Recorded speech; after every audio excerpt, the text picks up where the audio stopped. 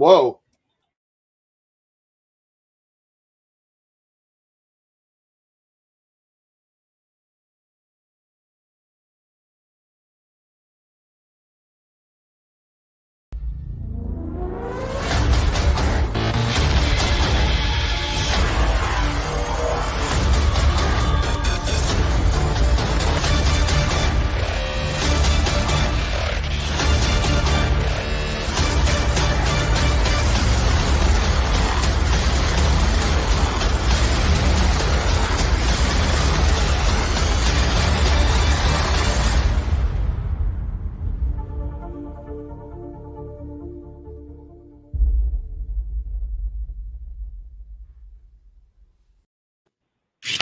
Welcome. Wow, I kind of screwed up on clicking the intro, didn't I?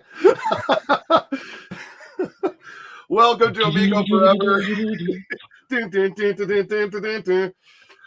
We have Nick Geeks with Cash with the most powerful PC on the planet, and we have the Retro Advisory Board as always, with the VTech. Mr. Rab. And I have the slowest computer on the planet. I bought the Gibson. Sorry. Hey, we got Smash JT. I said G. Well, I've already screwed up everything. Time to turn it off. Oh, Smash that shit in the link if you want him in. Smash is here. John's here. Yeah. Let me 1-inch biceps. Let me throw the link. All sorts of people in here, man. You guys caught me right in the middle of the big bite when that thing ended. I'm like, I'm going to try to finish this real quick before we start. Hey, Smash, what am I shooting the link in? Probably. Oh, I might be able to do it in. Let me shoot you guys a link. Give me a second, guys, because you know me. I'm stupid when it comes to doing stuff. Hang on, I got it. You got Smash and John? I'll get it. What are you doing? Okay. You're probably quicker than I'll be. Sending them the links to come on. Okay. Yes. I'm rocking Windows 1995. I think it's a great program. There's no need to upgrade. What's up, Cy? How you doing? MS-DOS? Yes, finally we're live. I know.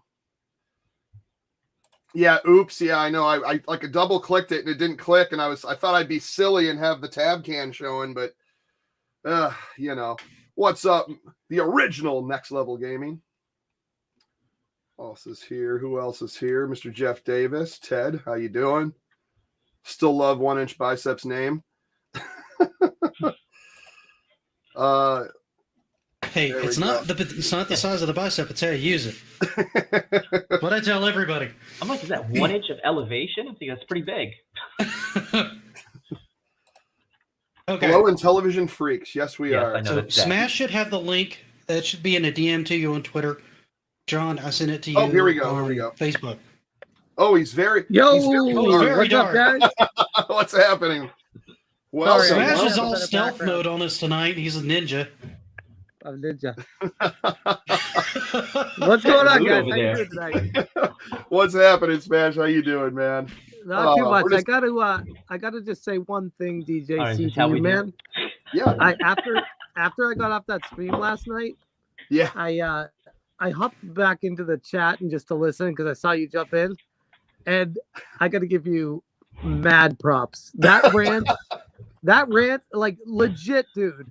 This is the reason why I want to come on tonight, because I wanted to personally congratulate you for how epic that was. That made my night. Like, just listening to you go, I was just like, yeah, go, keep talking. I loved it. I loved it. Man. Thanks. I just needed to get it off, you know, and I'm sure those people or the people I address can handle it, especially the one dude, because I'm done at mentioning his stupid name. But yeah, it was just on my brain, you know, and you know, there's been about a bazillion videos making fun of me, and I haven't said a word, so I figured I'll just unleash it all in that wrestler promo, pretty much, and just cut them down, you know, and just do what I wanted to do. But Super Saiyan, yeah. It's always good. It's always good to let it build up, and then you know people in the chat were like, "You want to do is build it all up inside and just let it all out at the right time, you know, or the wrong time." Yeah. But just real quick, what's up, Nick? What's up, Rab? How you guys doing? What's going on, Smash? How you doing, man? Smash, good. It's good seeing you, but I think I know, right? Barely, but it's great to see you guys. You guys are three of the genuinely good dudes on YouTube. Thank you, and man. I Spread that appreciate around, man. We can't handle that kind of pressure. Just saying. I'm just saying. And Mega Dan in the chat too. Mega Dan. Yeah. Speaking of good dudes. Oh, it's love Mega that guy. Dan. Mega Dan, the legend Love Mega himself. Just take Smash's word for it and don't start digging anybody. We're good. We're just good. I take care of my Good. skeletons. They're all neatly stacked in the closet. I'm on my phone right now. If I turn my lights on in my pool with my phone, is that going to cut me off? We'll find out. I'll come back. We're gonna find out. Yeah, we're gonna take wagers. I was about to say we can get you back in here regardless. It'd be fun. Yeah, that's true. That's true. Oh. Okay. Well, I'm still here. You're still here. I can still see the window, but it's just black. Oh man, hold on, give it a second. Let me turn on the uplighting. We're professionals here. Yep, always. Absolutely. Oh, you know what you get when you invite me on. You know what you're getting. Come on, man. What's funny is you're the only one of us that actually gets paid on YouTube. I mean, I guess at one point when I cared, yeah. Anyway, I'm back. Here we go. There we go. That's a little better. Yeah, that's right. The Dark Lord has returned. I'm like the devil here with this red light. I know, man. To get the red light. I'm growing so up, angry. We had a Mafia swimming got pool. a lot more hardcore. We had a swimming pool growing up, and we always had the green light. So I understand like having the red light, but we had like this big green spotlight. I have no why. My dad just always had a green spotlight on our pool, but it was the coolest thing to invite friends over at night to swim. Man, just the whole yard just glowed green. It was sweet. I miss having a pool. Smash does a lot of upkeep though. I said to my wife, I go, I'm not buying a house without a pool that has a hot tub attached. It has to have that. That is, you know how you have your prerequisites when you're buying. I'm like, that is mine. Fair enough. We couldn't afford enough land out here in Colorado to be able to like afford anything that would hold a pool. Oh, come on, it's Colorado. I mean, compare that to San Diego. What's happening? Don't get me started. Well, okay, I don't have GameStop money here. You know, I mean, well, for if we're gonna be fully honest, I bought the place before GameStop. So. Okay. I had some AMC money, so when people were well, I got nothing more. There you go. It's been spent. But I went about a year ago. I swear to God, I was sitting at the bar and a couple of my buddies, they're investors and stuff, and he goes, what do you invest in? I'm like, I'm thinking about GameStop. I'm thinking about throwing like 1,000 or so into GameStop and seeing what happens. They're like, don't throw your money away. And I'm like, but there's also AMC. And I'm thinking both of these are not doing good. But for some reason, I did so much into AMC, and then it paid off quadruple times what I could have ever thought. And it paid a lot of bills and stuff. So it was, but now it's gone. But yeah. But well, it's great. It's really, I'll tell you from personal experience, it's fantastic in the moment until tax season comes. Oh yeah. I still got the tax season. I do. I can totally see that. It's a good ride, and then if it's I time had to money hide. to throw at it when you started first talking about GMC and it started going up, I probably would have dropped it. I just did not have the money at the time. Oh, Free man. Frame says is Smash about to tell some scary stories?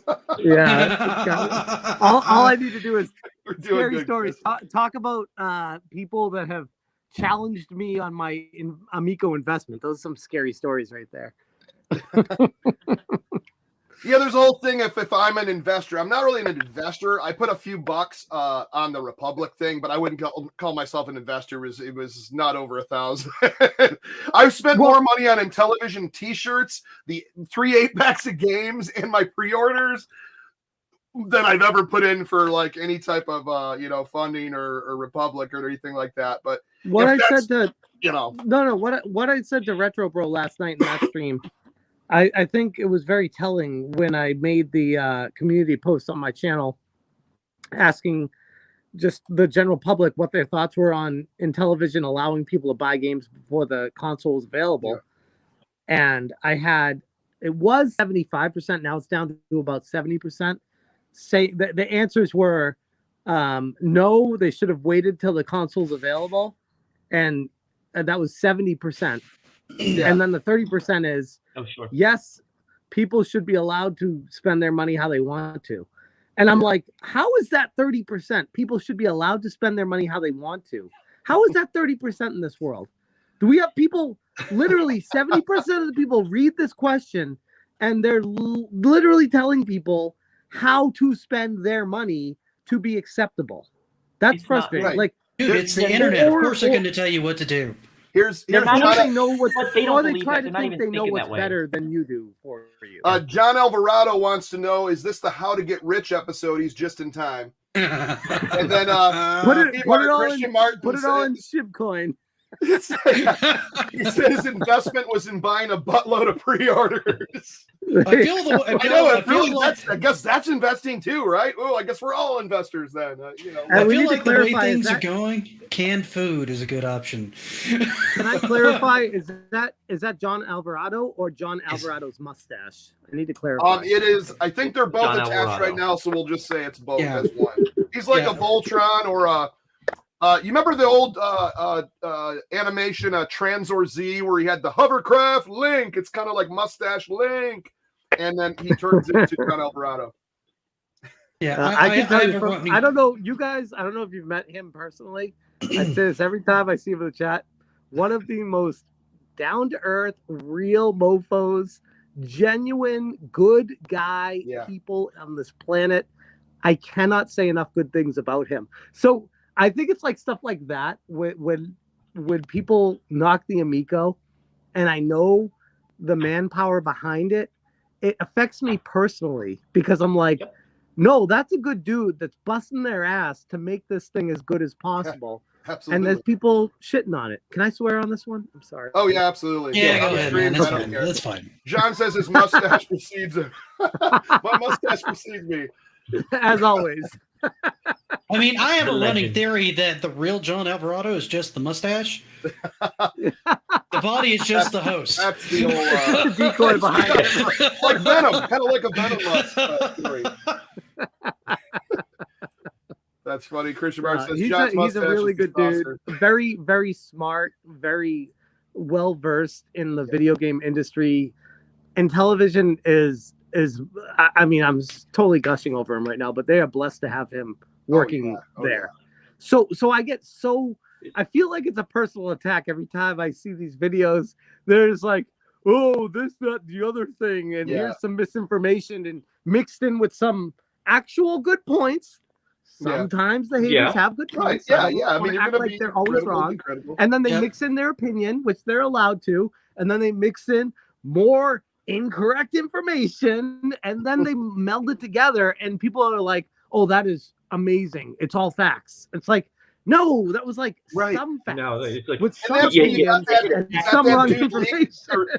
Going and saying that, and so these news sites go, I guess this is fact. I'm going to take this and present it in an article, and then you see an investor or a fan or someone considering, oh, I might be looking into this, and that's the first thing they see. It's bullshit, man. Can you guys answer a question for me? I am totally, by the way, hijacking this live stream. I'm so sorry. I talked. Oh no, you're fine, dude. You're totally fine. I mean, as a gamer, if this is to the point that Rich was making on his live stream earlier tonight about how some of us might be enamored by being starstruck. But if you were to tell Smash Jr., what's up, John? Hey, hey, John.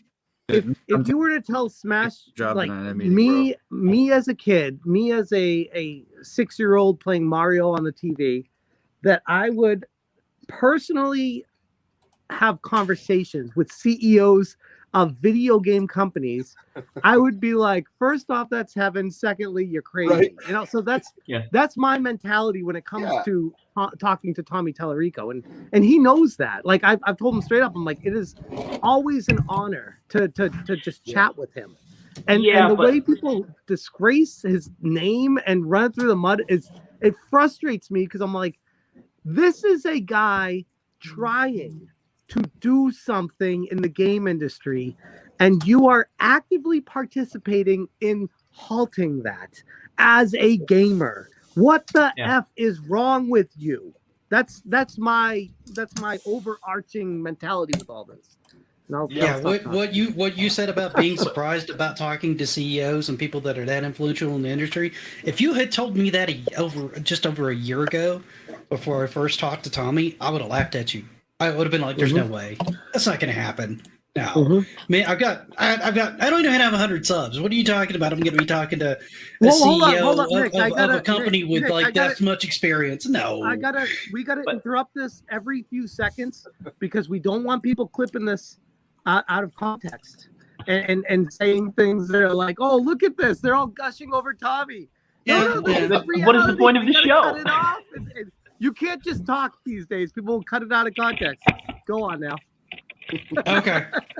But I wouldn't have believed you. I would have just been like, nah, that'll never happen. You know, it's like seeing like these channels where like where big celebrities pop up and stuff like that and go, yeah, my channel is going to get somebody like that. Nope, not happening. No, that's the thing is like, you know, he's a good dude, and having met him, and this goes back to saying this like a broken record all the time. When you get to actually play it in person, and I'm sure like all of us were nervous the first time, going, man, I really hope this is cool because I've been talking about how much I'm looking forward to this, and now you finally hold it in your hand, you know, that kind of thing. Can I say something to that point real quick? Yeah. I've had this is like the new trending thing that I've noticed.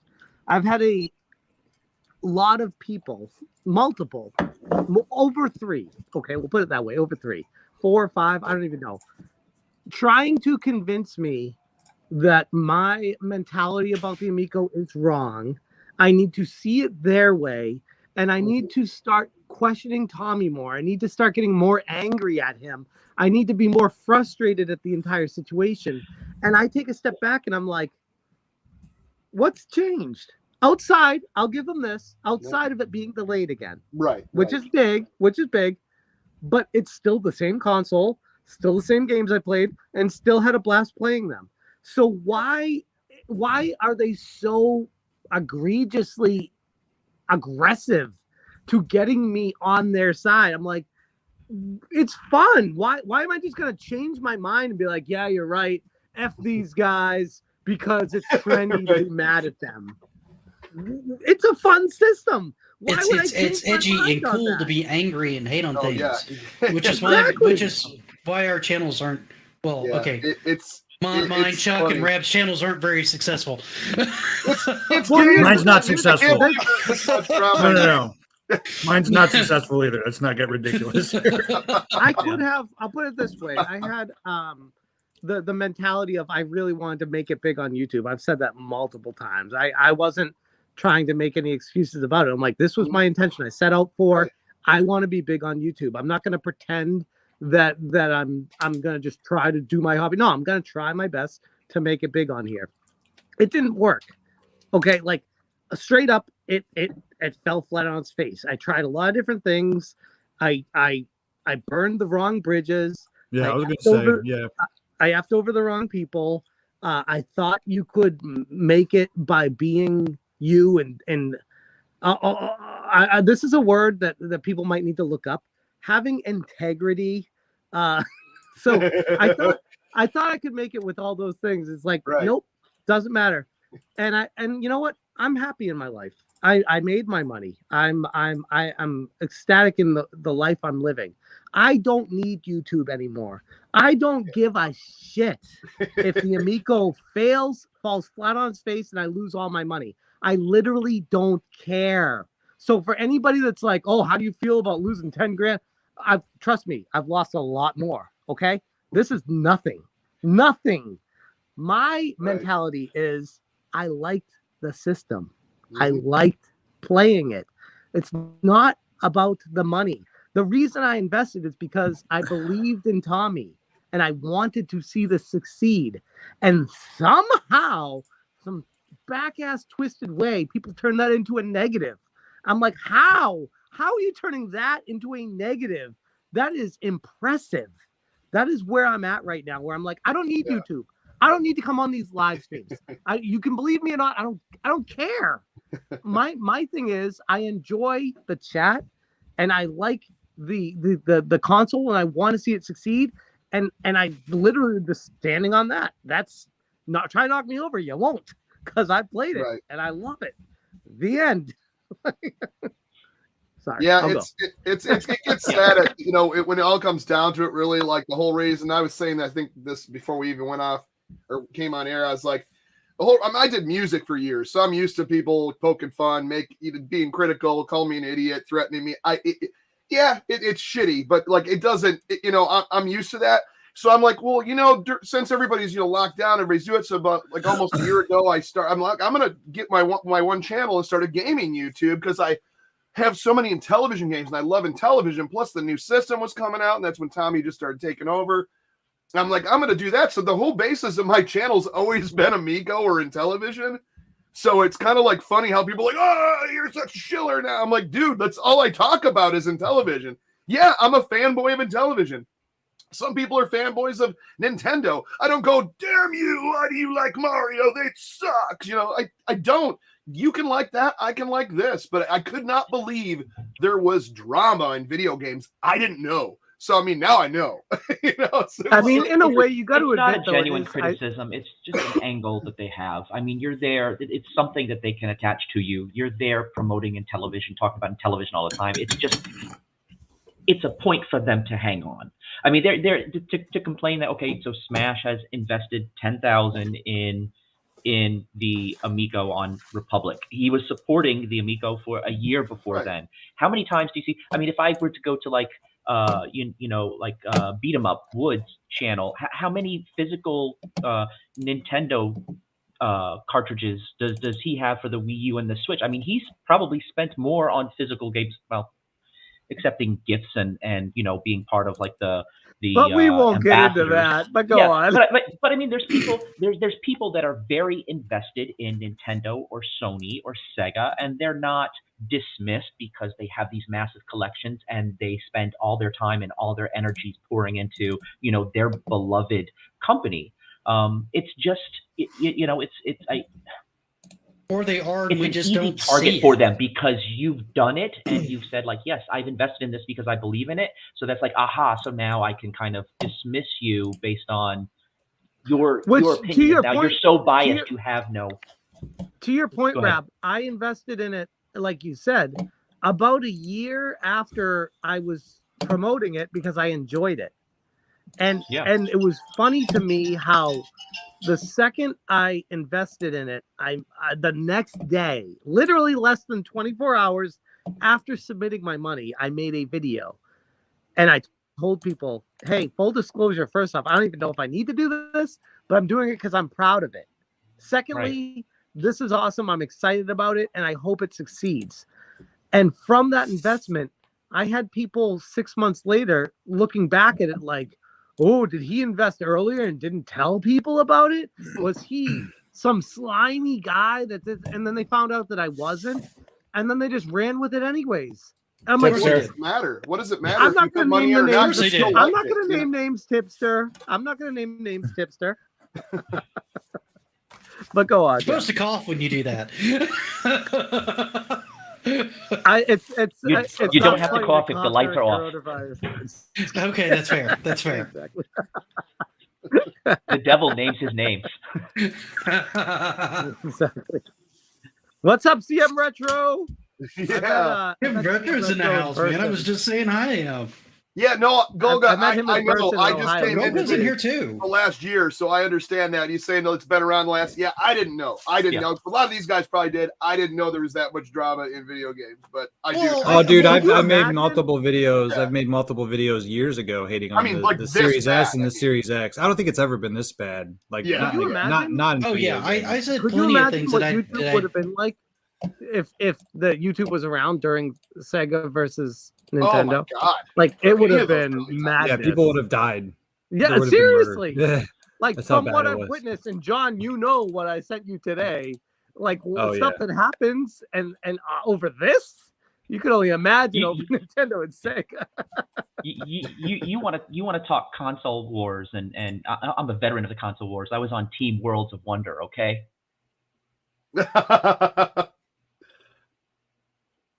I don't know. My whole thing with console wars is that was something you argued about on like a playground or something like that, right? I mean, you never really 100%. Everybody had their I favorite, remember but that. everybody I do kind of remember wanted to doing play that the in other school, one. yeah. You know, it wasn't this big thing where you had these like online armies because there Nick, was though, no, here's there the was no difference. major at the time. Nick, So here's the difference. Now there are no repercussions if you can be anonymous. I know, and On the you schoolyard, got people knew who punched. you were. You'd get repercussions. You know, this is. I tried to tell John this last night on his stream. He was trying to say it's not political. I'm like, this literally is a direct correlation to what politics is these days, because people can be anonymous, and it's totally screwing with the entire. It's the way the news is going ecosystem. too, because the more sensational, the more crazy the headline, the more clicks you get. They have to play the Twitter game too, just like everybody else. So what do you do? Exactly. And whoever said it, yes, I do fart in the hot tub. I just asked that. Who doesn't? It's not. I was about to say, you're going to be in there for a while. You're going to fart. Here's the thing. Like, people think I'm like this liar or something. Like, I'll tell you straight up everything. I'm from Boston. I'm a straight shooter, and that pisses a lot of people off. But at least I'm being genuine and honest from my perspective. I don't have anything to hide.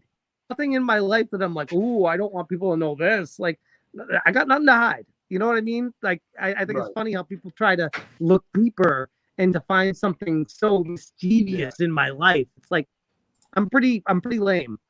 You don't need to do that.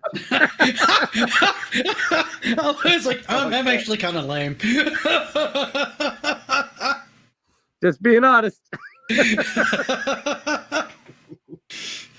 For the record, I was never cool. Not that that's changed. Shut up.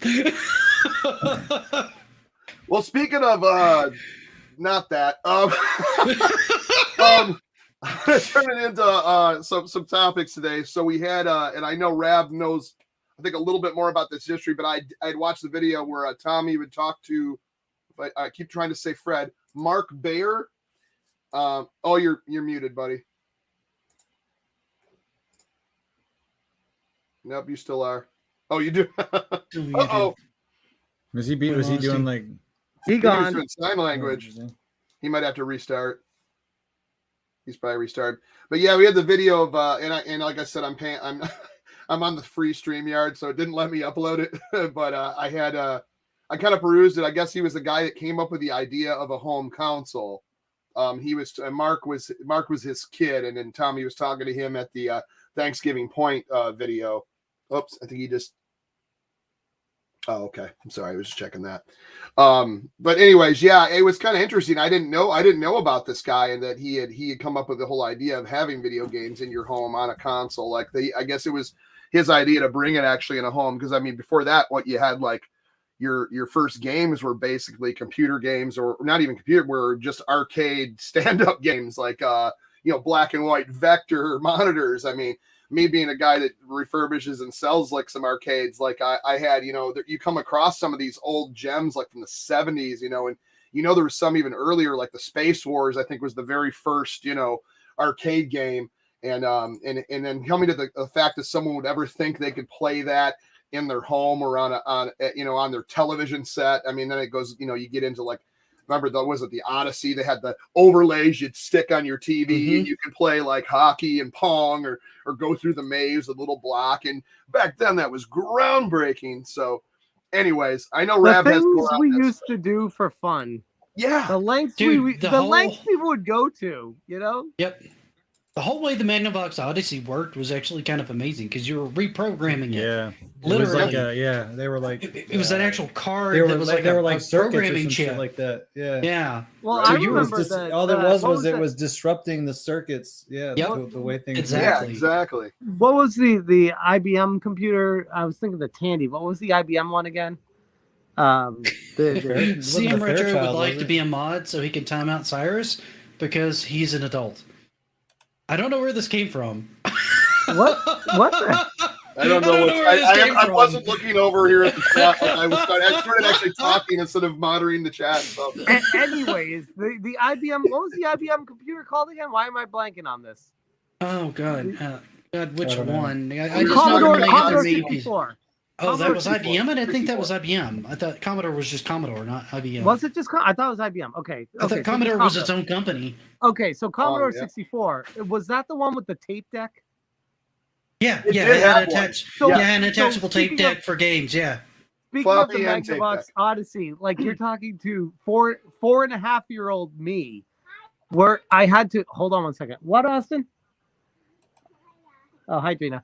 I had to learn how He's to. telling you're a dumbass for thinking it was an IBM. Okay, I am a dumbass. Sorry. But I had to literally like put the cassette tape in the cassette player, press play, and then literally program the computer to recognize the cassette tape. I'm like 4.5 years old figuring this shit out because I'm like, I gotta play this game. I was like a drug addict. I'm like, I gotta figure this out. My brothers play it. It's so much fun. I gotta figure it out. 4.5, 5 years old doing that stuff. Like that's the lengths we used to go to play these games. I don't think kids, not to sound like a boomer, but kids these days don't know how good they got it. Didn't you have to put, because I remember playing like Ghostbusters on the Commodore 64. It was like one of my best gaming memories from back, and I was a kid, you know. And I remember we had to pop the disc in, and you had to hit like load in quotes asterisk, and then 8,1 or something like that. Yep. You games. had to have like the game code Oh to my work. God. Yeah. You had to Yeah, recognize that was- what disc drive, where it was coming from, or if it was a cassette deck. Dude, I'm so glad the Nintendo was my first system. I would have never played video games like if was that was right. my I was thing. just gonna say, I look back at those days. I'm like, how the hell did I ever play the original Test Drive? Like, it was a great game for its time, but Yeah, man, I played some I stuff could've on been PC. I didn't do too much Commodore. I did do ColecoVision. That was my first real console. I did some stuff like Black Cauldron and all that on the PC, but it wasn't like a whole lot of stuff that I did on PC. So I didn't have quite the growing pains you guys did because I never had the Commodore 64. Well, Cam M said it had the cartridge slot too. I don't know if mine had a cartridge slot. The Tandy had a cartridge slot. I didn't have an IBM. I keep calling it I had a IBM. Tandy for a second. I don't know why you're calling it Commodore 64. IBM. Why do I keep How do I calling it know IBM? more about the thing that you own than you do? Load asterisk, Because comma 8, comma 1. honestly, well, first off, this is 4.5-year-old Smash you're talking about. I'm trying to like rack my brain when I'm 4.5 years old what I was playing. But yeah, it had the Tandy. The Tandy had Panic Button and Balloon something, the Balloon Fight or Balloon Pop or something. The games were so good for the time. It was so addicting. Yeah. And looking back at them, like the graphics were oversimplified and it took forever to load them. But when you actually got into playing those games, that you could have just as much fun on those games as you do on some games now. It's And all I don't about think fun people- too. Yeah. You know, it really is. It's like Yep. because like I had a game. Oh my God, this is gonna date it. Well, I mean, it was old even when I got it because I got it secondhand. I think from my sister, a Commodore VIC-20, which was the precursor to the 64. Yep. And they had big cartridges that would go into the slot in there. And there was a game called Tooth Invaders. And it was almost like you had to fight the cavity creeps, kind of like the Crest thing. But it was the stupidest thing ever. But do I remember and have some of the best fun memories playing a game called freaking Tooth Invaders? Yes, I do. And so I can't wait. I dig the fact that something so simple could still be replayable and fun, you know. I can't wait to tell my kids that we used to have to turn the TV to channel 3 to make sure it would work. They'll be like that. None of those words make any sense or mean anything to me. The TV and game switch on the back with the two little plugs that you had to screw Oh yeah, in. and it said Radio Shack on it because Yeah. Yep. Like, did anyone else even make one? The of those RF modulator. They were all Radio Shack. Those individually, though, that one thing made Radio Shack infinite money. I don't know what else they ever did. Realistic Like and those optimistic. cables that we didn't use back then. But here's a question. Did those even come with any of those consoles? How were you supposed to connect it when you bought it? Yes, yes. I think I have like because I have branded versions for like I have a lot of older like APF and Fairchild and some of the 70s. Oh, they had branded consoles. versions? Yes, I didn't even know. Yeah, Oh, so wow. you can get branded versions for much older. What the hell models. happened to all my branded versions when I was growing up? You would think we wouldn't lose those. Yeah. Apparently they did. I think you because may have Lager had to said send Radio away. Shack. I think you may have had to send away for those, but they supplied their own. But isn't that a before. different world where everything is so convenient now? Like back in the day, you really had to work for it if you wanted to play a game. You had to put the time in to figure it out. Yeah. Well, that's been the funny thing about the newer generations, because growing up, we were kind of privy to see things change so much and be curious about all of it because it was all brand new. So we're all just kind of along for the ride figuring it out. When you look at 2 or 3 generations past, now you've got like tablets and phones and everything just installs at like a click. So there's not a lot of understanding about the underlying technology or anything needed to be able to do any of it, right? So the appreciation for any of it is kind of lower, I feel like. Nick, if you told 4.5-year-old Smash that he'd grow up to hold a device in his hand while he's sitting in a hot tub to do a live stream, I'd be like, you are from another planet. And secondly, what's a live stream? Exactly, that too. Yeah. None of those words mean anything. None of what you said makes any sense. He's giving us a lot of hot tips about what to go and tell, like childhood Smash. I know. Yeah, I mean, right? Put all your money you really had to go back to YouTube channel coming. Yeah. If you really had to go back and talk to Childhood Smash, just tell him like invest in Apple. I feel like that's an Amazon channel in that needs to 98. be started. What would you say to Childhood Smash, also known as Smush, according to CM Retro? That's what CM Retro said. Back when he was just a smush. Just a smush. What's up? Smush. Smush JT. I'm going to a game called Properly Addressed Stamped Envelope, and it's only one level and one try to make people under 20 complete it. Very good, CM Retro. I feel like this is an episode of like Ellen's show where she'll like hand a kid a rotary phone and watch him try to figure it out.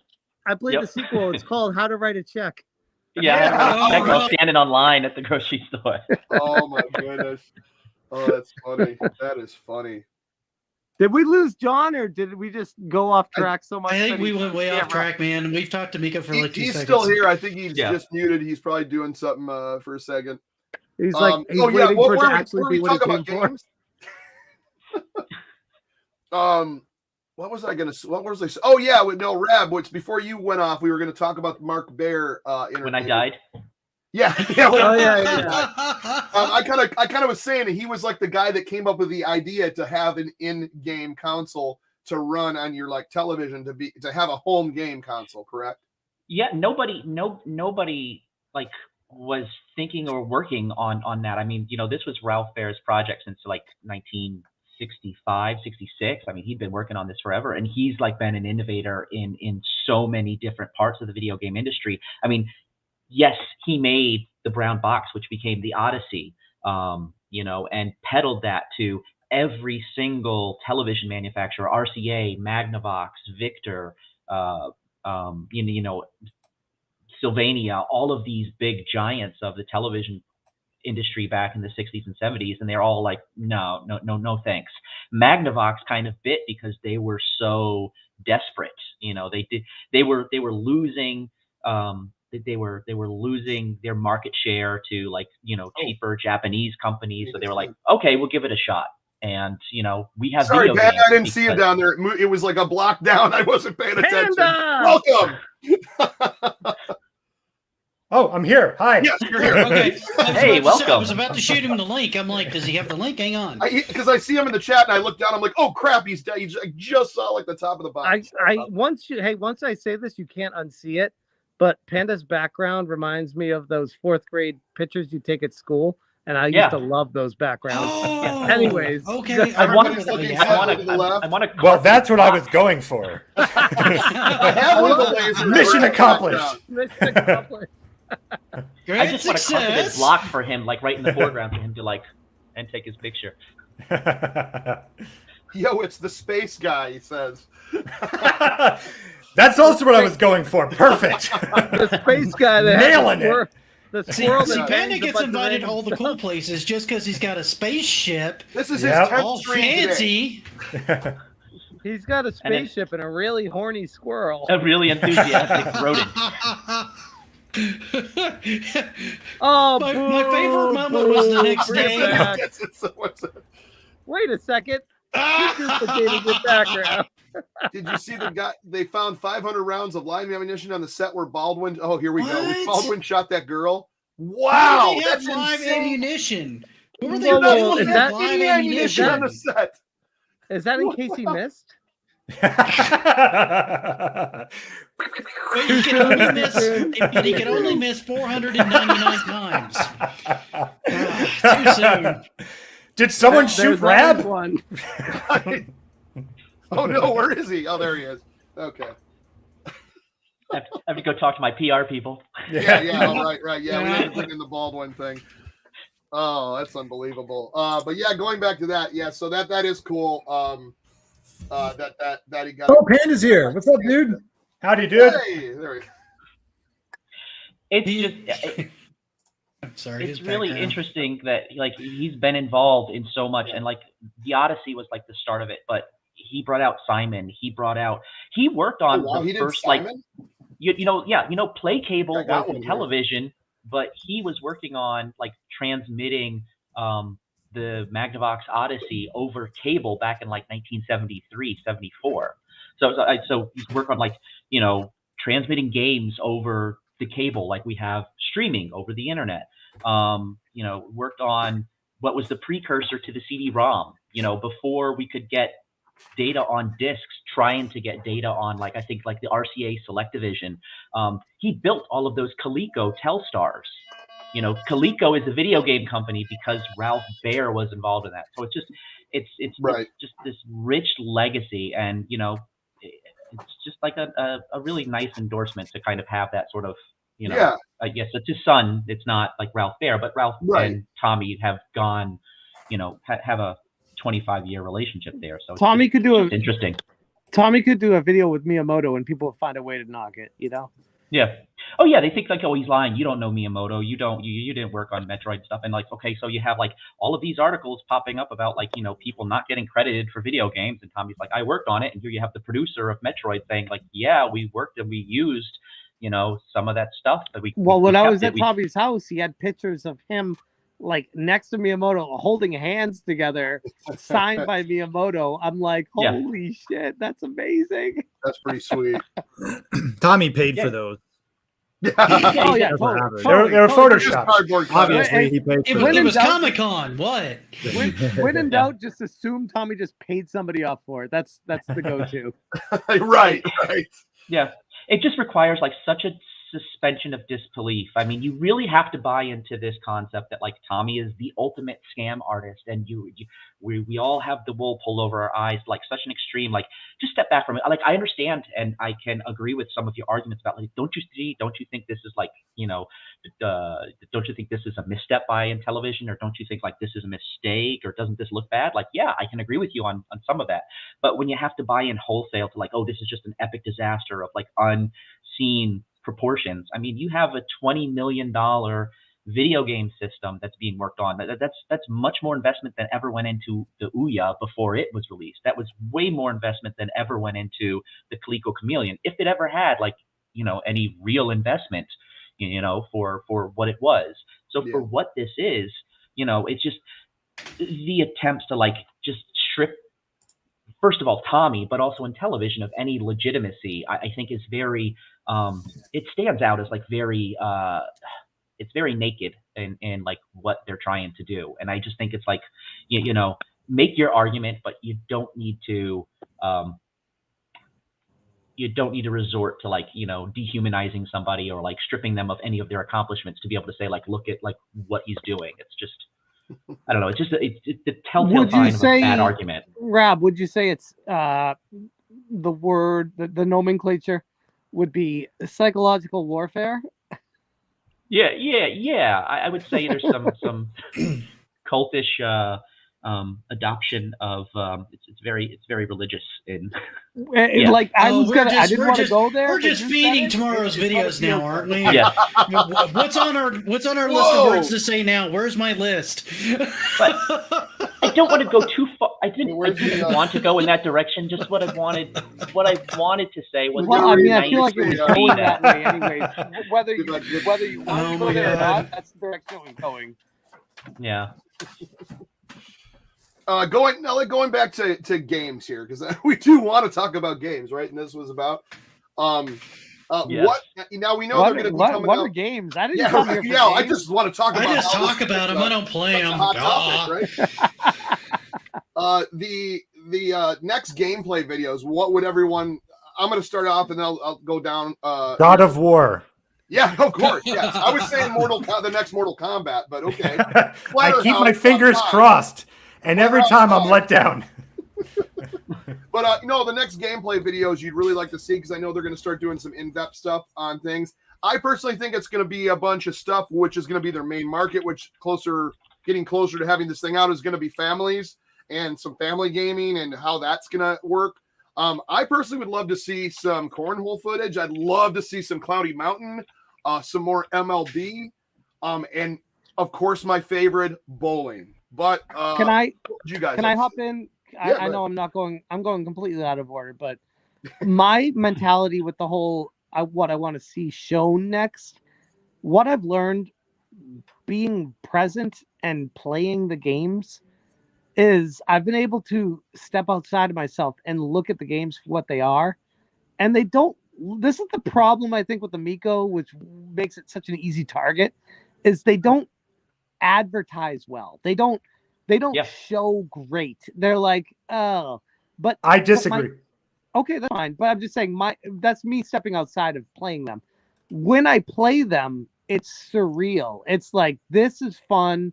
This is pure gaming, and it's really fun. And one game in particular that really I'm just addicted to is Space Strikers. I cannot get enough. Strikers. I can't get enough. Like that is the game. Every time I go see Tommy, I'm like, we got to play a few rounds. I'm like, I have to. It's so much fun. And it's on the surface, it's a very simplistic game. It feels kind of like a digital air hockey kind of game, like Pong. Like a Warlords kind of thing, too. Like Warlords, too. Yeah, Warlords. Don't you think that's kind of the appeal of it, though? Because everybody kind of conceptually understands Pong and air hockey. Right, no, totally. But there's unique abilities, and the what's the word?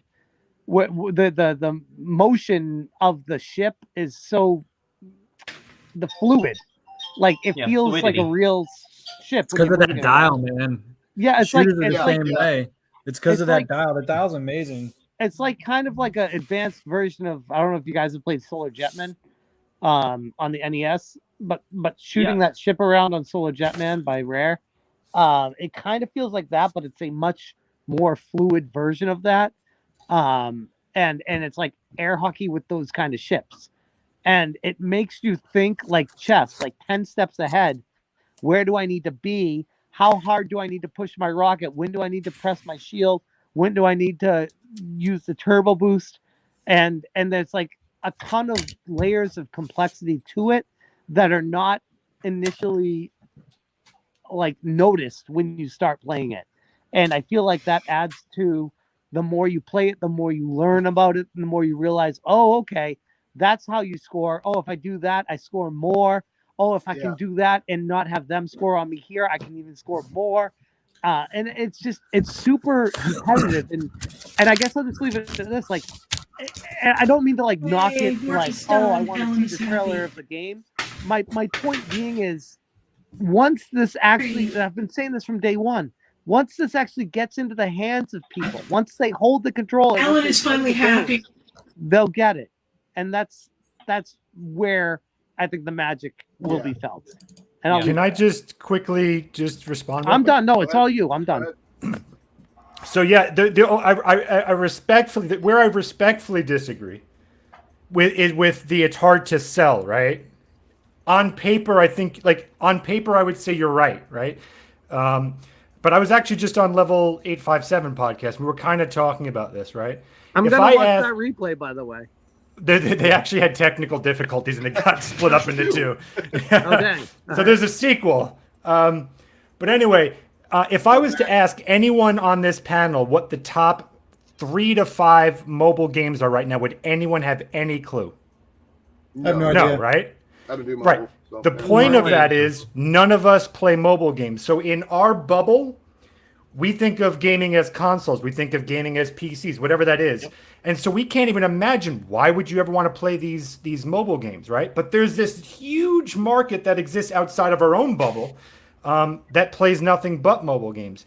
And the people that Intellivision, I believe, are going to be targeting are so used to mobile games that when they see this, they're going to feel welcome and invited by that. Where we may go like, okay, yeah, I think it's going to be great when we play it, but I could see how visually this does feel dated, or it does feel maybe a little cheap. But to them, it's a welcome mat. That's my opinion. That's why I respectfully disagree with how people may view it. I think it's depending on what bubble they exist in. I think that's fair. That's fair. Yeah, and I can agree with that. I know a lot of people feel they haven't marketed heavily enough to the retro market because they think that's their main market. But when you look at the games, I mean, what Panda's saying is correct.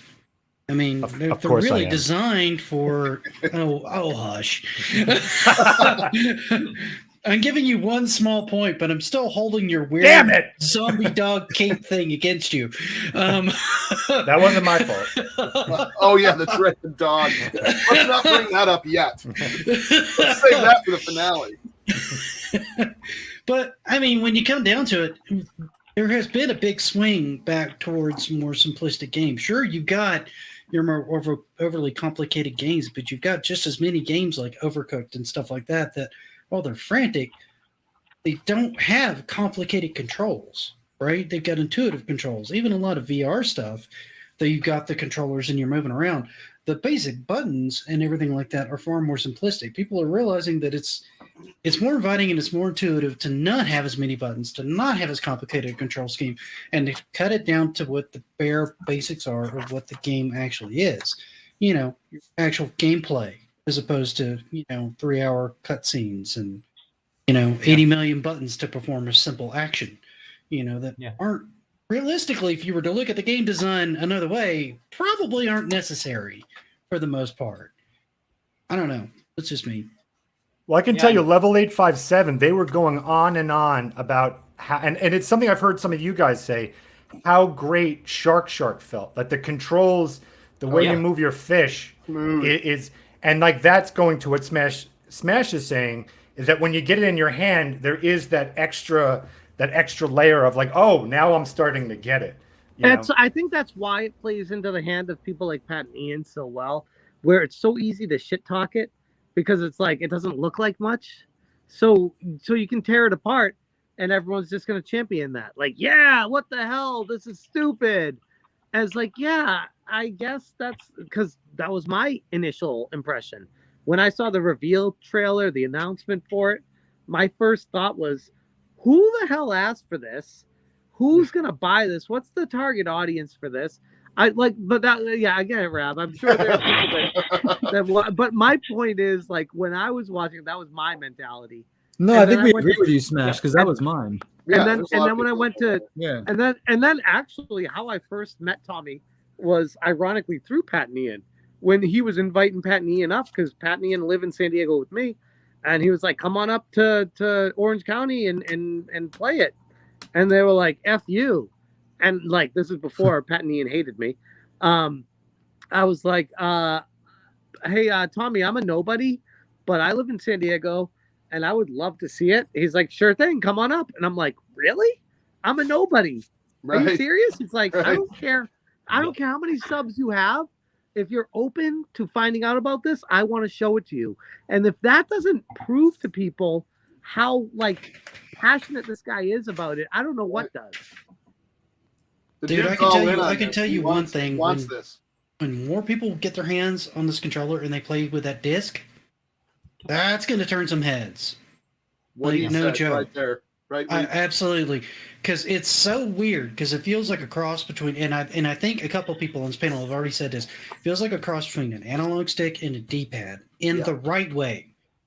And like, it doesn't feel like the original, and it doesn't feel like the original Intellivision disc. It actually feels good. That original Intellivision disc, I couldn't. Way better than that. Way better. But you know why modern controllers have to have a D-pad and an analog stick, and why we are so upset, like with the Switch Joy-Cons not having a D-pad on them, because a D-pad works very well for certain things. You can get like a natural up, down, left, right. You've got like your 8 positions. You kind of know what you're getting. Nobody's using a D-pad as like you don't see a D-pad on a fighting stick. So for like fighting games, a D-pad doesn't work. For driving games, a D-pad doesn't work. If you want to play like a good hockey game or a good basketball game or football game and you want like a complete range of movement, a D-pad is not going to work. So then you have something like an analog stick. But then with an analog stick, okay, now you have this complete range of movement, but it's so like flimsy and goes everywhere, and control and precision is not the inherent ability of an analog stick. So the disc is like the perfect kind of meeting of the two. You have that ease of just like direct up, direct down. You can tilt things. I mean, you could do things like isometric games on a disc just by like remapping what like natural north and south, east and west is, so that it looks like what's on a screen. It really has a lot of flexibility, and it has the best of both worlds. It has that like ease of, okay, I want to go up, so I'm pressing up, and I don't have to overcorrect like I might have to with the thumbstick. It's not as intimidating, but I have that complete versatility. That 64 points of direction makes a big deal in something. You see it in something like Shark. You feel it in biplanes. You feel it in something where you have natural, just fluid movement. It's natural is the best word for it. Just real quick, I'm sorry.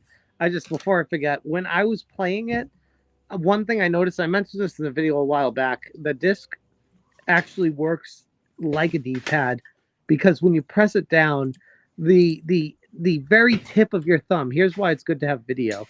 So the very tip of your thumb feels the outer lining of the shell of the controller, and it sends a signal to your brain of exactly where on the circle you're pushing down, where you know exactly where you are. And that's something that you can't show in a video. You have to experience that kind of stuff where you're like, I get it. Okay, that makes sense. And that's something that really stuck with me when I played it. I was like, you can actually do platformers with this, because I know exactly what I'm pressing on the controller. And in the same vein, I will say this as well, because with every good thing I got to say, I also got to balance it off. One of my, I don't want to say frustrations, but I wish it didn't work like this. The circle pad itself, you have to push it down for it to register. You can spin it, but it will not register unless you're pushing it down. And that's a little frustrating. That's more of I was talking to Tommy about that. That's more of a battery saving rationale as to, am I explaining this right, by the way? Do you guys understand what I'm saying? Yeah, no, Yeah. I get what you're saying. Yeah, I understand. Okay. And I was like, oh, because one of the games I was playing, I think it was Pool. I was trying to spin the dial and it wasn't registering. He's like, no, you got to push it down and spin it. I was like, oh, okay, that doesn't feel right, but I get it, because you have to make the controller register that you're pushing it, even though it allows you to spin it without pushing it. And that's one of the things I'm like, I wish that there was a way to turn on just the dial working, and maybe that's something they can do in an update or something like that. But I mean, if I had complaints, that's one of them on a very, very short list of them. But I want to let people know, I people think I can't talk trash about this. I'll say the things I don't like about it. I'll be honest, that's something that I'm like, I don't like that, but I get it because of the battery situation. But don't say I don't ever say anything negative. People always say I don't say negative stuff. I'm like, I do, but I like it, which is why I ultimately always lean towards liking it. So, well, there's plenty of stuff that I think that Nintendo's done wrong that I don't like about the Switch, but I still love my Switch. Exactly. I love that. I love that damn console, and it's got all sorts of problems. I'll be the first one to tell you that. Oh no, it's got problems. I still love it. I mean, the Joy-Cons have zero drift, right? Yeah. Oh yeah. Yeah. No drift at all. No lag. Plenty of value in their online service too. Oh yes, absolutely. You can play an N64 game with the expansion pack, right? But to go back to the disc for a minute, I was sitting there playing Metroid Dread going, dude, I really wish I could use a D-pad or that disc. Yeah. Because that disc actually would have been better in that game than a D-pad. Yeah. Can I ask you guys a question real quick? How does it compare to the old, I don't know what they call it, the old Nintendo controller that had a NES thumb Max? circle? Yeah. How does it compare? Oh, man, it's a lot tighter than that. The NES that Max felt very, one of those where that you was had flimsy. you had to push that down for it to register too. So I had one of those with the turbo I did buttons on too. it. I love that thing for ice hockey. For Ghostbusters to climb the steps, that was the best controller of the NES Map. Oh yeah, and it was Yeah. also great for track and field too, obviously. Oh but... yeah. But no, I mean that controller, I hated the pad on it though. The turbo was fantastic, but the pad was very not great. I don't know the ring around. Yeah, like Yeah. the Intellivision circle pad is so fluid and natural. Is it perfect? No, it's not. Is it better than an analog stick? In certain games, yes. In certain games, no. But that's the thing. It's like you're not gonna find. People always want like the holy grail of the one size fits all for everything, and you're not gonna find that. What you're gonna find is, yeah, I got one too. It's not in my hot dog. I know. I'm just putting it up there so they can see this ring and how that makes contact on the bottom as you're kind of talking about. Right. That's all. Exactly. This isn't so much a showing off thing. This is to display what you're actually describing so people can see what you're talking about. Yeah. And people want this one size fits all for all games. It's like, no, you have to understand that the games on the Amico are specially designed to work with the circle pad. And there's a lot of time for certain games that has been put into the development.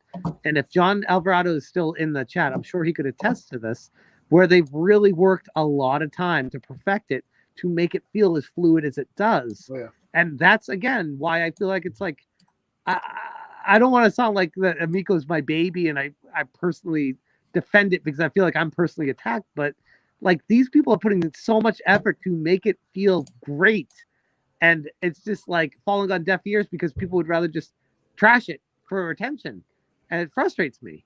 And you've even seen some of these detractors or critics, or I hate to say it, even haters or whatever.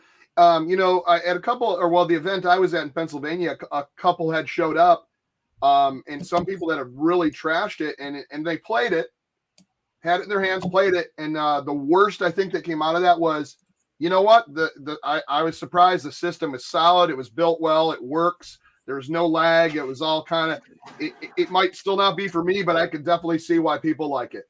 And that was like the worst thing. So it's like, you know what? When I see people just ripping it to shreds, ripping people to shreds for liking it, but have never even gave it one thought of going, maybe I should try it. Maybe I should put it in my hand and before I talk all this trash. Anyways. Going back to games, I want to see Night Stalker. I want to see Night Stalker. Yeah, I want to see more Night Stalker. Yeah, I think though with for me, I think I've said this before. What I can't wait for is if the system's able to come out, probably a year or two out. I can't wait to see what independent developers do with it, because they're the ones that usually think outside the box, and they've already got a different controller that already gets them in line with thinking outside the box, and so. I think what they're going to be able to do with this is what those games will look like are games you will not be able to play on other systems. So I'm really excited to see what that creativity shows. Mm-hmm. I want to see something like a Space Team, where like you're getting the instructions, the phone game where you all have phones and you're getting instructions, and like I have the solder and I'm getting instructions and I got to like scream to you, and it's just screaming with the people in the same room of like, oh, you need to do this, no, you need to do this, and it's just like a natural social game. So something like isn't that the Bomb bomb Squad? Diffusion? The bomb squad, that was something like that. But you could expand that to like, you could say that towards controlling, like, say, a spaceship where one person's a navigator, one person controls weapons, etc., things like that, and you could do all that the same kind of way. Yep. Easily, I don't know if that would be good for bringing the family together. I feel like I'd be yelling at my family a lot. Oh, definitely. Well, That's what my family does anyways. We'll all just loud and yell, so it'll be perfect for that type of party game. Just do it during Thanksgiving. Nobody will know the difference. No, exactly. But like so Potion had brought up like these games are bland. They look bland, but I think what we're missing is that all of these games have multiple modes.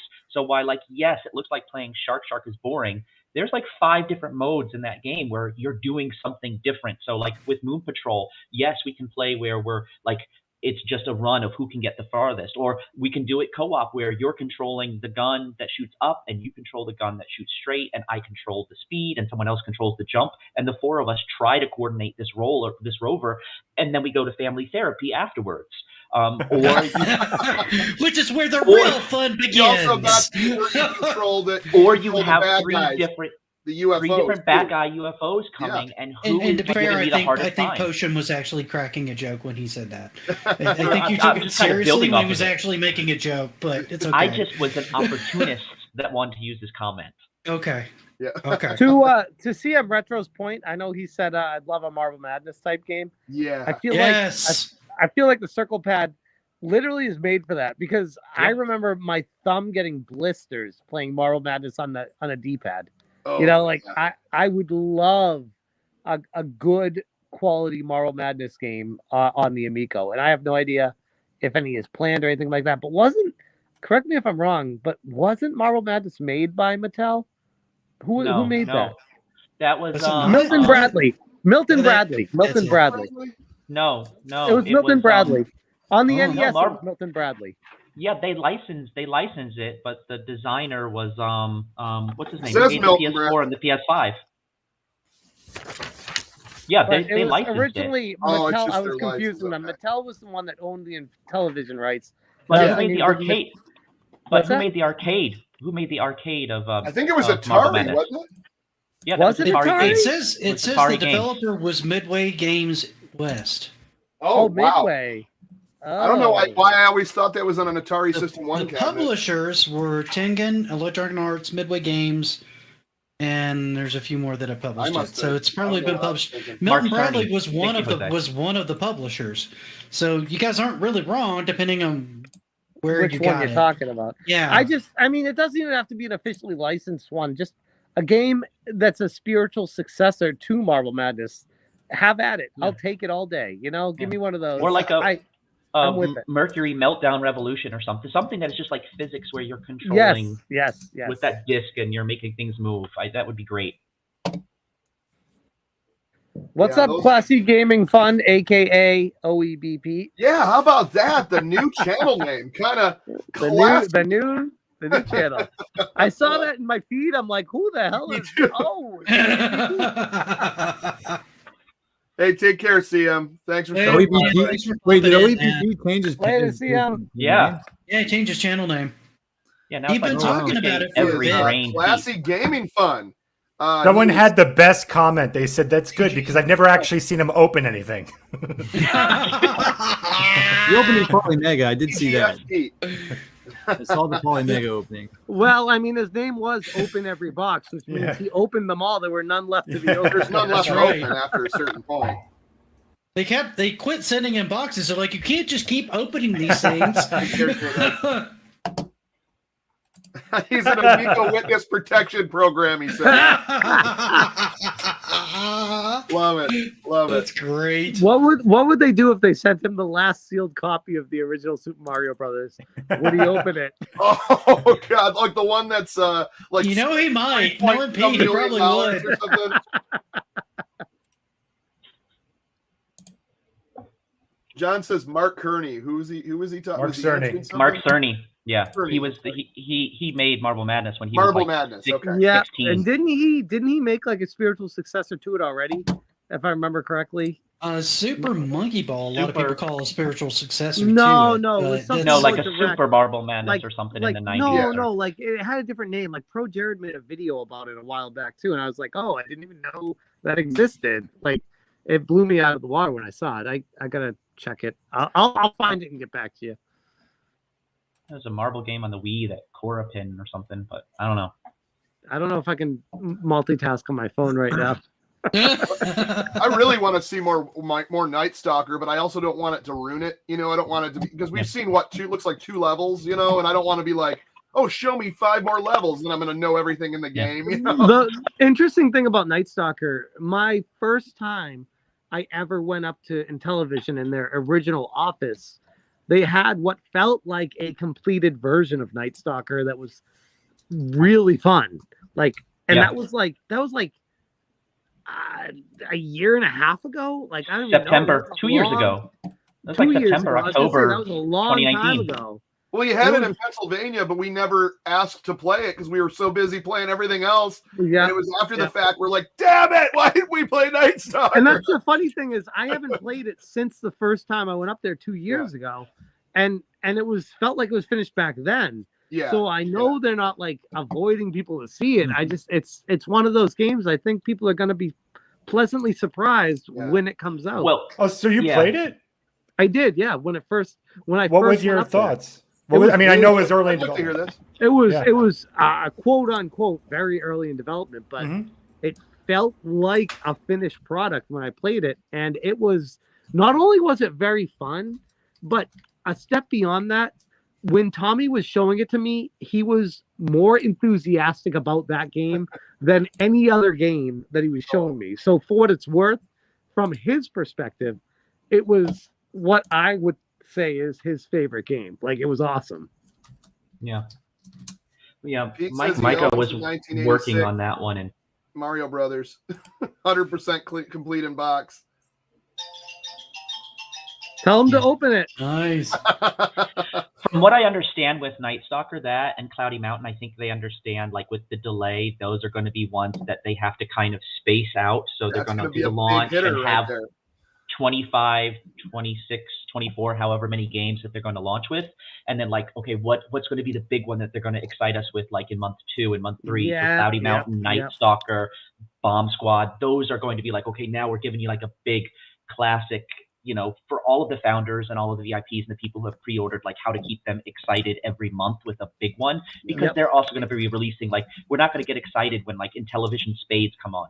I'm looking forward actually to seeing some of the things like Spades or Liar's Dice would be a good one with the cartoonish characters, because I want to see kind of how some of those play. Telestrations and Blank Slate, I want to see kind of how those play with a group of people, and I want to see them, like, their interactions and how playing together makes it a different experience than just like I can pick up a controller and play any game. But if Intellivision is doing what it wants to do and make this communal social experience, show me some of the social games like with Blank Slate or Telestrations, and show me how that controller is making it an interesting game that, like, people with phones are like, oh, I can do that with my phone, but I could do that with other people and I don't have to sync up and do all these weird stuff. It's just out of the box. That's kind of cool. I want to see how it can, like, reach that next level. I'd imagine Night Stalker would be in the second round of physical products as well. Yes. That would be a, especially if they sell them in bulk like this time, like that would be a bulk seller. Like, yeah, I want to get Night Stalker, I'll buy them all type thing. Like, I could totally see that.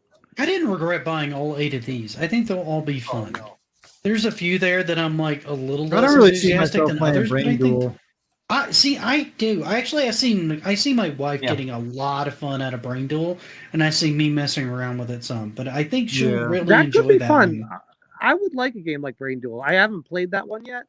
I haven't either. I don't think any of us have. I don't remember being. That would be one that I can't really think of a compelling like comparison on another console that's like you do like multiplayer thinking questions against each other. I can't, you know what I mean? Like I can't think of anything like that. I guess the closest would be like a puzzle game, but or like those games on the Brain DS. Age. Brain Age, Brain Academy, Big Brain Academy, but those are single player. Those are single player. That's what I'm saying. Like this is like an interesting take on that, and in a weird way, I think because I haven't played that, that's the one I'm most looking forward to playing when the Amico comes out. Do we have any information on with Brain Duel if there's any ability, like, is there anything geared towards, like, let's say senior citizens or any learning disabilities or anything like that? Yes. A game like that? So with Brain Duel was a game that was published back, I think, in like 2012 on Apple and iPad, and it's Dr. Kinishawa.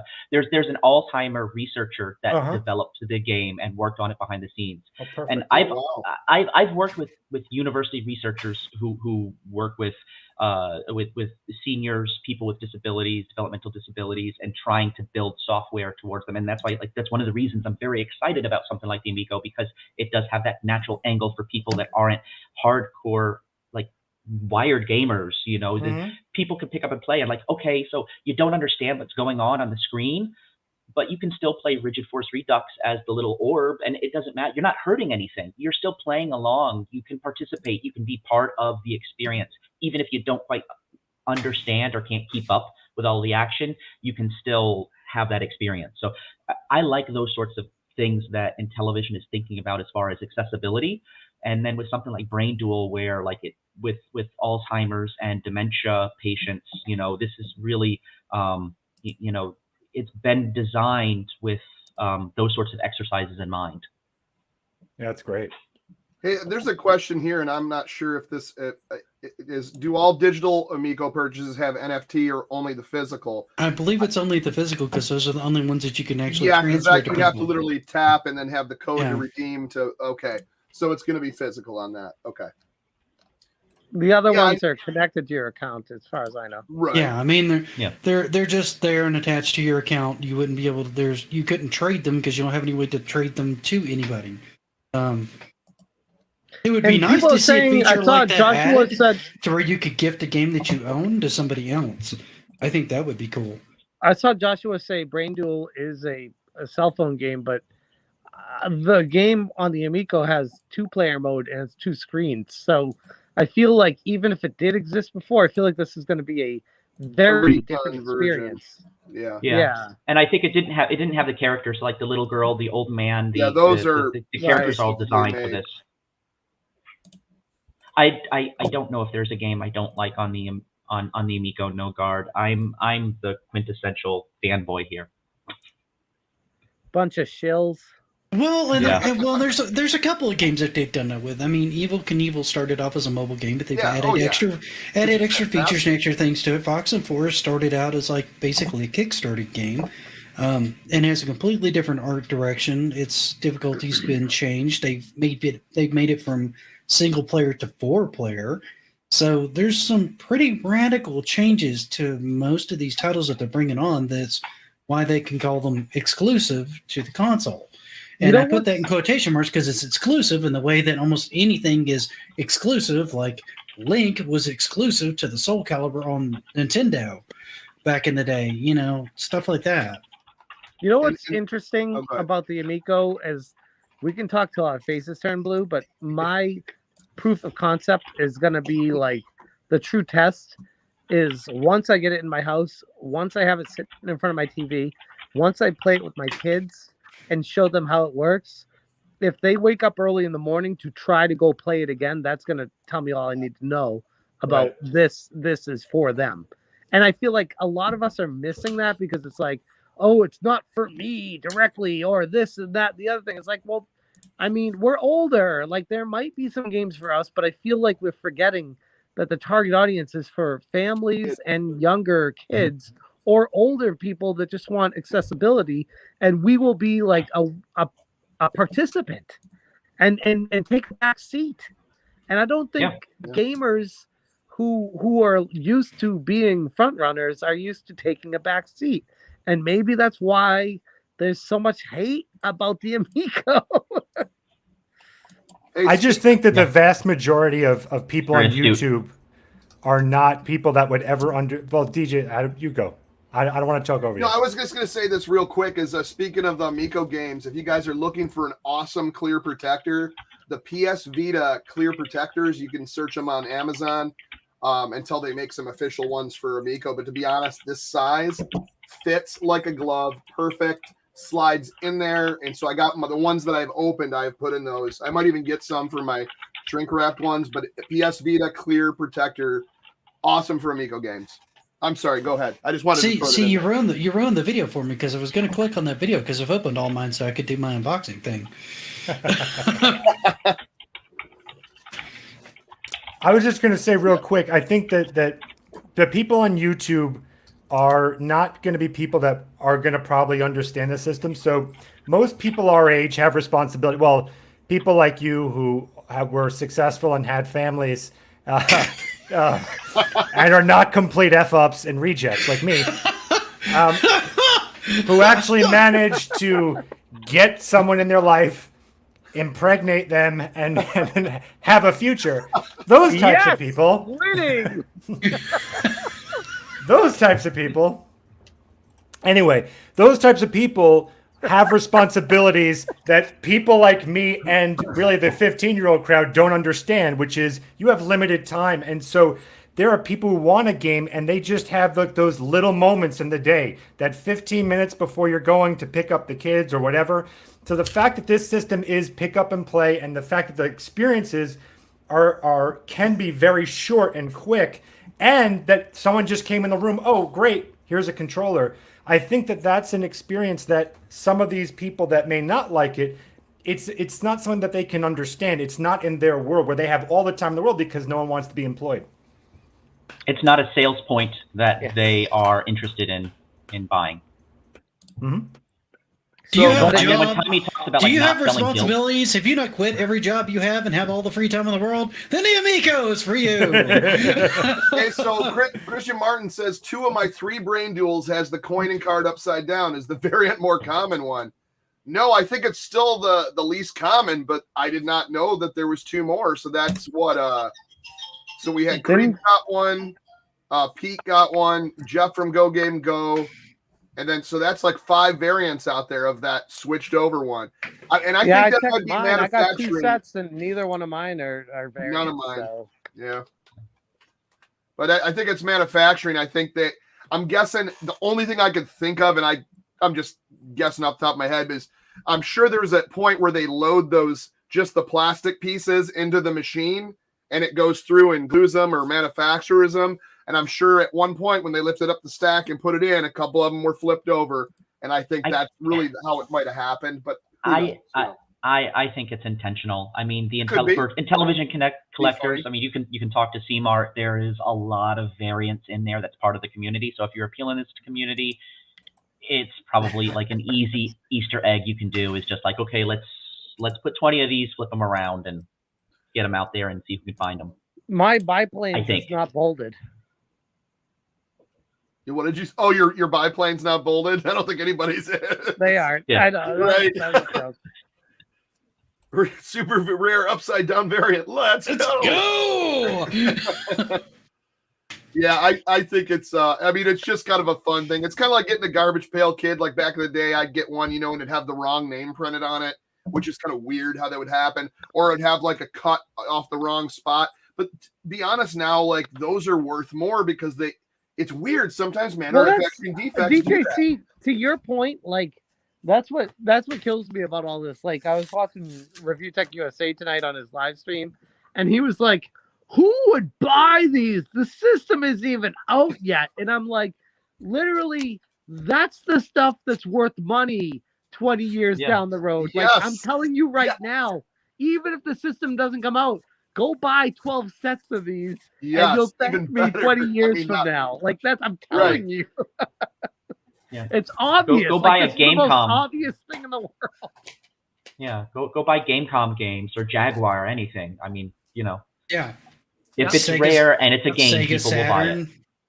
Sega Saturn games are freaking Whatever happened crazy to Retro expensive. Bro? Was Retro Bro here, or what happened to him? He's still there. He's just on his logo. Just has the camera off. He's still lurking. He's still there. John, I think there's a difference. I don't think you can really compare it to older game consoles because like those actual discs have data on them. You could use those games. Like 20 years from now, if everything's shut off and the servers are down, these things are but collector paperweight. I would disagree with that because I would disagree too. Hear me out. I would disagree with that because I am a NES cart collector. I cannot tell you the last time I put an NES game in my system. I emulate them so they don't flicker and break on me while I play them. But I love having the physical media. So to me, there's a very, very distant connection between the two. I don't think it matters. You're right to a degree, but I think I don't know. I think it's a weak comparison, honestly, because I think there are still a lot of people that buy those games to play them. Because a lot of people in the retro gaming community they're still very ignorant when it comes to emulation. That's why people buy reproductions, man. Yeah, they don't know how to fucking emulate because they're stupid. Yeah. And that's the thing. I think, and that's a whole nother topic. But I feel like emulation is a very intimidating word for people because if you haven't put the effort into researching it, it's scary. There's a lot of work that goes behind it. But once you know how to emulate, it's easy as cake to emulate pretty much anything. Yeah. Well, it's There's like with been a few- MP. It's like with. Go ahead. I was going to say it's like with downloading MP3s. It was very, that Yes, started in the exactly. late '90s, but I mean, it was a very small niche market for a while, and then it exploded. And by like 2002, 2003, it was like it overwhelmed the recording industry. I mean, it's just like once that public adoption is like, okay, this is not so scary. You're not going to get a virus on everything. You kind of know what to look for. It's a pretty easy process if you do these 5 things. Once people kind of adopt it in mass, it just takes over. And emulation is like right there. From my perspective, I'm a guy that I emulate a lot. I have a lot of ROMs that are totally legal because I own all the games. If anyone's listening, but when I bought the SNES, All right, Kotaku. Right, exactly. But when I bought the SNES Mini, I bought it. It was already hacked with the games on it, and I'm like, oh, good. I don't need to learn how to do that. And I was like, oh, it's missing a shit ton of games that I actually want. Let me figure out how to do this. And I was like, put my hand on my head. I'm like, oh God, here we go. Let me learn how to do this. I plugged it in and I looked it up and I downloaded a program. And it was literally like, okay, you downloaded it. Drag your ROMs into it. I'm like, okay, that's really easy. Never mind. Yeah. And even the setup on that stuff has gotten so easy. Yep. Like half the time, it's just like, oh, by the way, just run this off of this. Here's the links to both. And it takes you like 5 minutes. And then you just like plug it in and you're like, So I this almost took wonder me if 30 minutes to do. I almost wonder if the people that are saying, oh, it's illegal to emulate, oh, I don't like emulating, it's scary. I wonder if those are the same people that are just like they don't want to put the time into figuring it out. Well, Maybe? those are the same people that are playing them off of the Switch, which is emulating them anyway. Right, Which is right. terrible, And by the saying, way. oh, it's not emulation. And terrible, by the way, like Retro Bros said. Yeah, exactly. I think it's also very, very alien too. I mean, you've got like people that are, if you just play games and you're not really engaged with the community. And I think like we are always guilty in the online gaming community of kind of being in our bubble. We think like everybody is here online. That's like, there's 115 million PS4 owners out there, systems.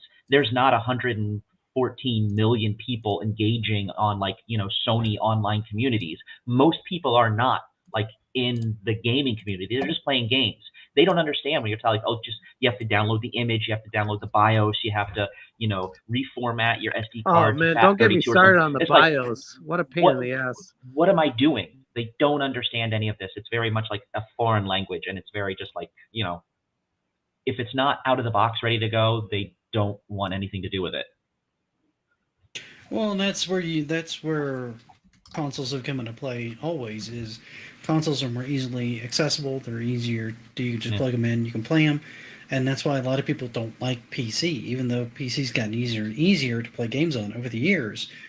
They don't want to deal with anything related to it. Like you say the word personal computer, and like their brain just checks out. They're just done. They don't want to deal with it. I'm like, dude, you're already editing stuff on your computer. Just plug in a controller and like, it won't work. I'm like, trust me, it'll work. Yeah, that quotation asterisk quotation 8 that you had to use to play your games on Commodore 64. Not to mention, it is, correct me if I'm wrong because I'm not a lawyer. It is legal to emulate if you own the physical copy. Emulating itself is not illegal. It's the act of reproducing. Yeah, Reproducing it's not it. even technically. It's not even illegal to download it. Correct, because if you have, you're legally allowed to have a copy. I think. Correct me if I'm wrong here. No. I think technically, if you follow the line of the law, you are the one that has to upload your copy to the. You can't use someone else's ROM, right? Supposedly, but nobody is going to check it that far. But I think theoretically, that's the extent of it. And with that in mind, technically, there is no reason to even be excited about N64 games on the Switch, if that's the case, because everyone has a PC these days, and most people have N64s. Most people have some of the games, and once you start going down that road, it's hard to come back. Just saying. Yeah, and I've Yeah. played a few of the games on there through the Switch's system, but I find if I want to play a game like that, I'll just boot up my Pi. Like, I Which don't. goes back to my point. Nintendo, if they wanted to do it right, would have sold the controller with a cartridge of the games. So that way it forced people to play it authentically with the N64 controller. Because playing these games and reproing them on the Switch joypad and all that, it's not great, especially the C Oh, controls. dude, if I was going to jump into that, I would have immediately gone out and bought the N64 controller. Right. Right. That would have been the first thing I did because I'm playing N64 games. I've tried mapping these things before on a Pi. It's a huge pain in the butt. It doesn't work well. Let me just get the controller. Can I just tell you, I can tell you, you've already got this wrong. Putting a controller into a Pi will achieve nothing. So I think maybe you're an idiot. Just You know, I'm what the hell are you thinking? I'm the Like a guy from rhubarb Zoolander pie? trying to figure out how to get the files out of the computer. Are we talking In about the a pumpkin computer. pie? Or Yeah, is it a pumpkin or a cherry pie, you idiot? cherry pie? Of course. What was I thinking? Who the hell has ever ordered a raspberry pie? Yeah. Who? Anyways, I'm going to end it there. Thank you, everyone, for coming on. I appreciate it. Geeks with Cash, Smash JT, Panda Sub 2000, his third podcast today, Retro Advisory Board, and the Retro Bro. Thank Can you, I everyone say in real chat. quick, DJC? Yeah, I gotta go ahead. interrupt. Everyone on this panel, flipping awesome. I love you guys. Seriously, Thank you. really good people. Yes, that was awesome. Touche. Thank you so much. Touche. Absolutely. Love you too. Right buddy. back at all you guys. Yes. Thank you, everyone in chat. There was 1 million people in here tonight, so I'm just going to say There was a thank lot of you, people. It was awesome. Thank you, and we'll see you next week. Take care.